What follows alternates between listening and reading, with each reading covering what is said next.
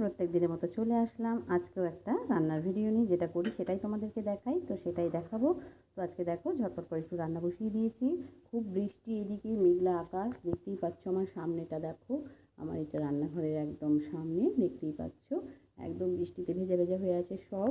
তো যাই হোক, আমি ঝটপট করে রান্নাটা করে নেব।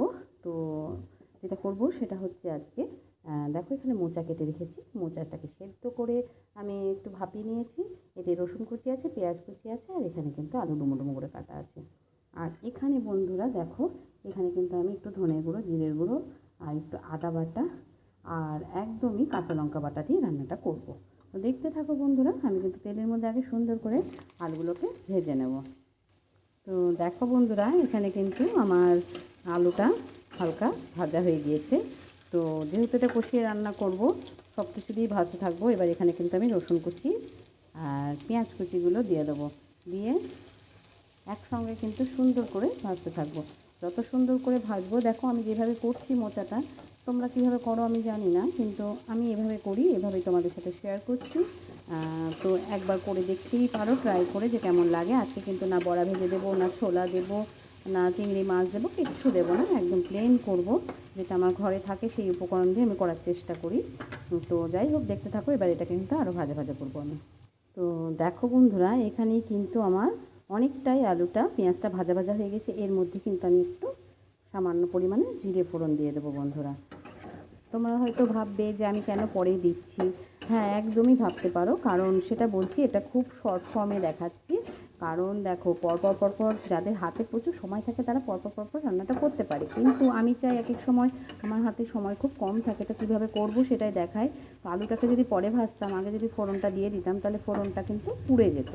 সেই কারণেই আমি কিন্তু আলুটাকে একটু আগে ভেজে নিলাম, তারপরে দেখো সব কিছু দিয়ে একসঙ্গে আবারও ভাজছি। কোনো অসুবিধে হয় না, স্বাদের কোনো পরিবর্তনও হয় না যে না তার জন্য খারাপ কিছু লাগবে, একদমই না। সুন্দর মতো রান্নাটা একদম নিজের ব্যাপার, যেমন খুশি করে করতে পারো। তো যাই হোক, এখানে কিন্তু আমি বাটা মশলাটা দিয়ে দিলাম বন্ধুরা। তোমরা ভালো করেই জানো আমি সবসময় বাটা মশলার রান্নার কাজ করি, তাতে যেন অনেক গুণ বেড়ে যায় রান্নার স্বাদটা।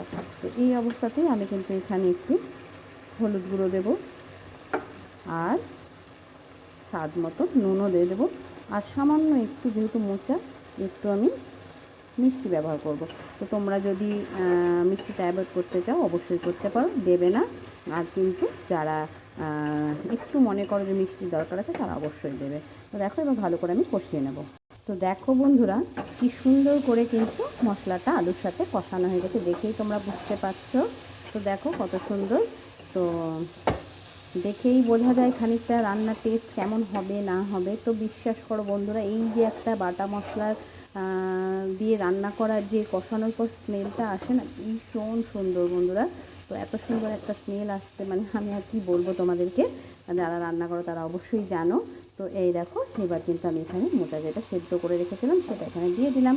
তো এখানে কিন্তু আমি একটুখানি এই মশলার সাথে এটাকে একটু ভাজা ভাজা করে নেবো বন্ধুরা। তো দেখো বন্ধুরা, খুব সুন্দর ঝরঝরে হয়ে গিয়েছে ব্যাপারটা। আমি মোচার সাথেও সুন্দর করে কিন্তু মশলাটাকে কষিয়ে নিলাম। তো এইবার আমি কিন্তু এখানে পরিমাণ মতো জল দিয়ে দেবো বন্ধুরা। যতটুকু লাগবে ততটুকু তো অবশ্যই দিতে হবে, কারণ একটু আলুটা সেদ্ধ হওয়ার ব্যাপার আছে, সব আলু সমান হয় না। তো এইটুকু জল আমার কিন্তু লাগবে। এবার কিন্তু আমি এটাকে গ্যাসের ফ্লেমটাকে একদম আস্তে করে দিয়ে 5-7 মিনিটের জন্য ঢেকে দেবো বন্ধুরা। তো দেখো বন্ধুরা, আমার কিন্তু রান্নাটা একদম কমপ্লিট। এখানে কিন্তু একদম ড্রাই হয়ে গিয়েছে। দেখো এই অবস্থায় কিন্তু আমি এখানে নামাবো। কতটা সুন্দর লাগছে দেখেই বুঝতে পারছো। তো দেখো, আর এখানে কিন্তু নামানোর আগে আমি একটু গরম মশলা দিয়ে দেবো বন্ধুরা। বাটার সময় নেই, সেই জন্য আজকে কিন্তু আমি গরম মশলাটা গুঁড়োই দিয়ে দিলাম, কারণ আমি গরম মশলা কিন্তু বাটাই দিই, তাতে ফ্লেভারটা ভালো আসে। তো আমার রান্নার আজকে রেসিপিটা যদি তোমাদের ভালো লেগে থাকে, যেভাবে করলাম, অবশ্যই বাড়িতে আবার করে দেখো। ভালো লাগলে অবশ্যই একটা লাইক কমেন্ট শেয়ার করো। তো আজকের জন্য এই রেসিপিটাই ছিল তোমাদের জন্য। কালকে আবার অন্য কোনো রেসিপি নিয়ে হাজির হয়ে যাবো বন্ধুরা। টাটা।